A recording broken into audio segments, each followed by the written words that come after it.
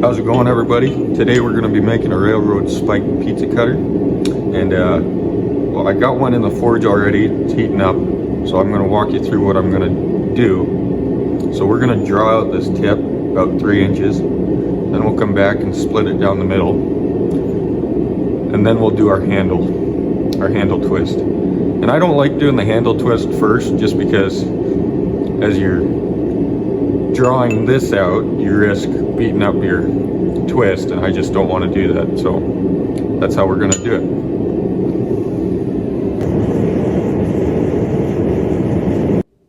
So this will be your first step, just getting some length to it. We're going to try and get 2 or 3 inches out of it.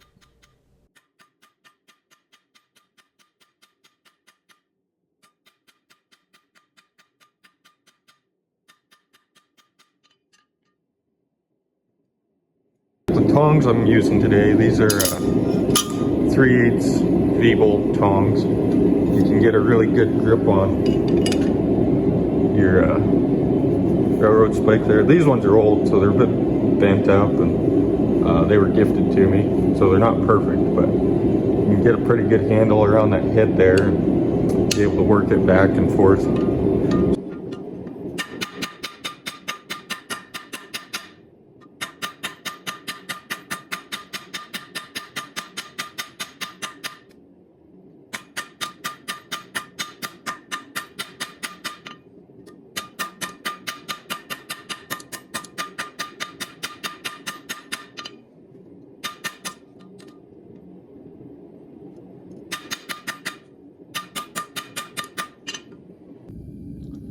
So we're going to be splitting the railroad tie next. And a little tip for you guys, when you get your chisel in here, if you just take a zip tie and put it on the end, you don't got to worry about holding on to your chisel and while you're doing it, and swinging the hammer and being worried about the railroad tie.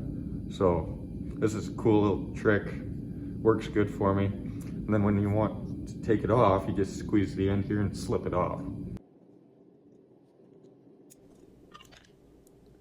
This will be your second step after you got it drawn out to where you want it.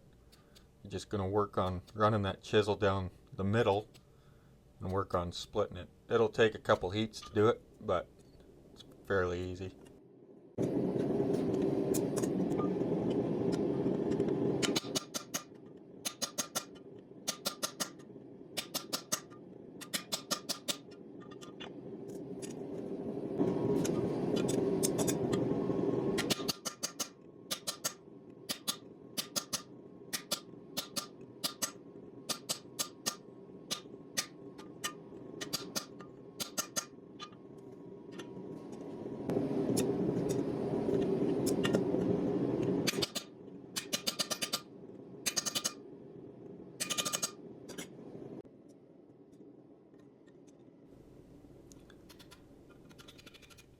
So after you get that thing split, I took it over to the horn just to open it up a bit. We're going to refine the edges here on the other side of the anvil once we get it opened up a bit.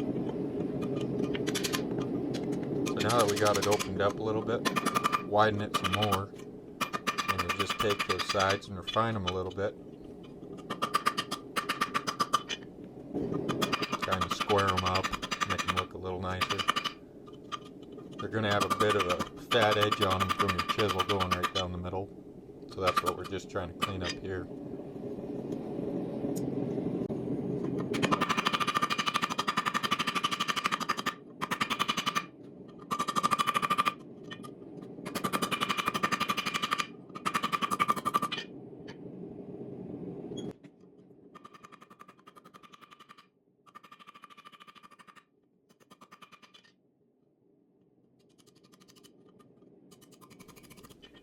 So now that I got those sides cleaned up, I'm going to go ahead and close it.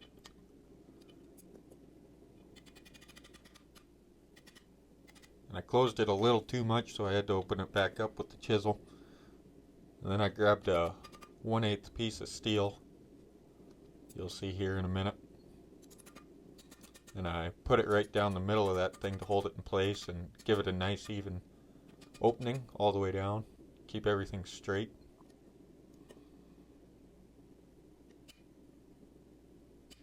Now we're working on the handle.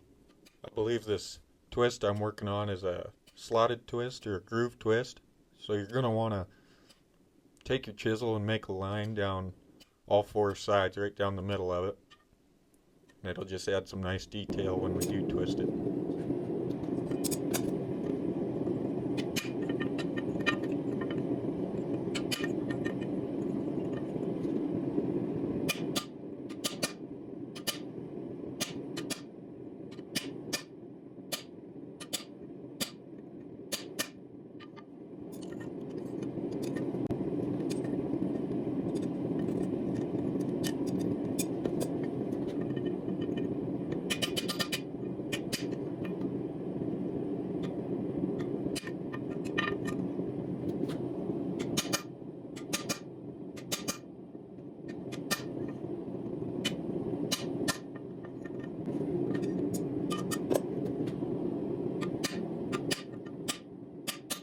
Here we are working on our last line, and it can be kind of a pain sometimes. Your spike likes to roll on you.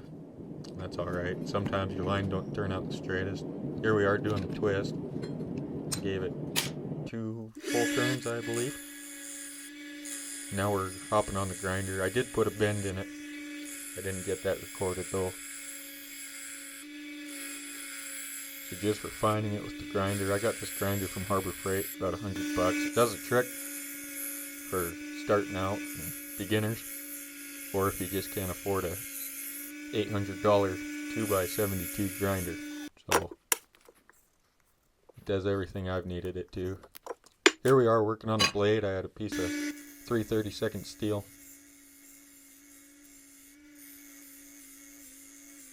Just refining it.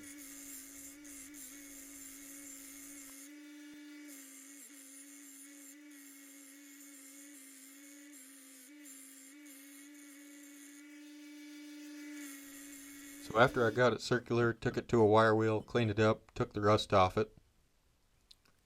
I put that spacer back in there to drill the hole so it didn't pinch closed again. For my rivet, I ended up using a nail that I had cut down. I didn't have any rivets small enough, but it did the trick. Used a ball peen hammer to roll over the edges.